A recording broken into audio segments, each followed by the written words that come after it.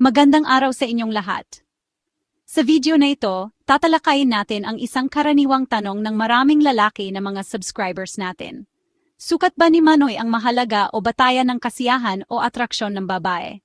Maraming maling paniniwala ang kumakalat tungkol dito, kaya samahan ninyo ako habang ating lilinawin ang katotohanan.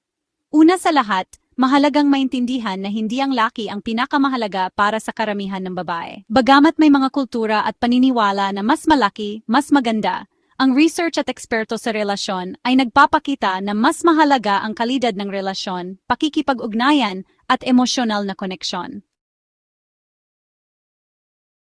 Ang kasiyahan ng babae ay hindi lamang nakabase sa pisikal na aspeto. Mas binibigyang halaga ang mga sumusunod. Emosyonal na koneksyon. Mas importante sa babae ang pakiramdam na mahalaga at pinapahalagahan siya ng partner. Ang pakiramdam ng seguridad at tiwala sa relasyon ay nakakaapekto sa kanyang kabuuang kasiyahan. Kakayahang unaway ng partner. Ang pag-alam sa gusto at pangangailangan ng isa't isa at ang pagiging handa na mag-adjust para sa partner ay mas mahalaga kaysa sa pisikal na sukat. Komunikasyon at kumpiyansa. Ang kakayahang makipag-usap ng maayos at malinaw tungkol sa pangangailangan at kagustuhan ay nagbibigay ng mas mataas na kasiyahan. Ang babae ay mas nakakaranas ng kasiyahan kapag naririnig at naiintindihan siya.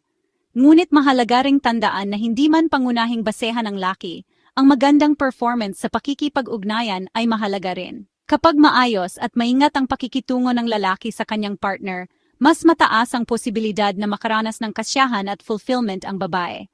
Kasama dito ang pagiging attentive sa pangangailangan, maayos na teaming, at pag-alam kung ano ang nakapagpapasaya sa partner.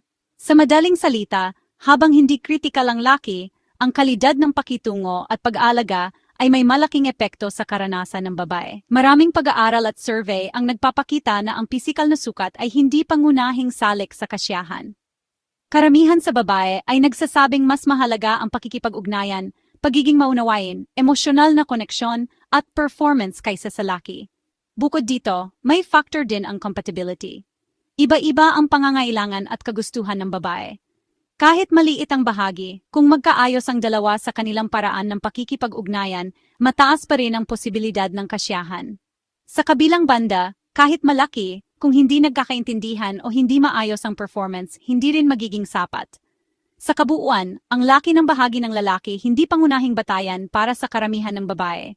Ang tunay na kasiyahan ay nakabase sa pakikipag-ugnayan, emosyonal na koneksyon, komunikasyon, at magandang performance. Ang mahalagang aral dito ay huwag masyadong mag-alala sa pisikal na sukat, bagkus mag-focus sa pagiging maunawain, bukas sa komunikasyon, nagbibigay halaga sa partner, at maayos sa pakikitungo. Maraming salamat sa panood. Sana ay may natutunan kayo mula sa video na ito, at huwag kalimutang i-share kung sa tingin ninyo ay makakatulong ito sa iba. Hanggang sa muli!